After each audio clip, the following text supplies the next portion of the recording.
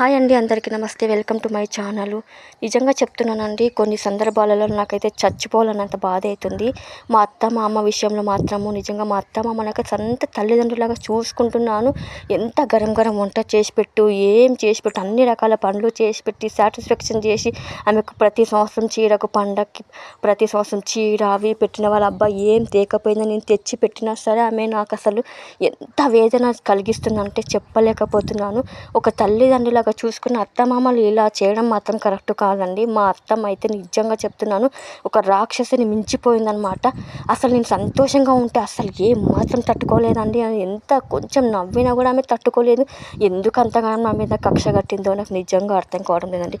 మస్తు వేదన కలిగిస్తుంది, బాధ కలిగిస్తుంది. అసలు ఏడిపించని రోజు లేదండి.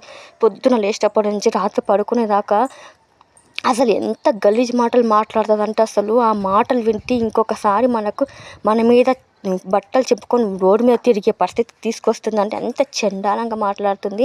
ఆ మాటలు అయితే నాకు అస్సలు నచ్చట్లేదు. కానీ ఏం చేయాలో అర్థం కావడం లేదు. మా ఆయనకు చెప్తే మా ఆయన కూడా నన్నే తీరుతున్నాడు. అందరిగా నన్నే తీరుతున్నాడు అంటే అర్థం చేసుకోలేకపోతున్నాడు. ఎందుకు దేవుడు ఇలా చేస్తున్నాడో నిజంగా నాకు అర్థమే కావడం లేదండి.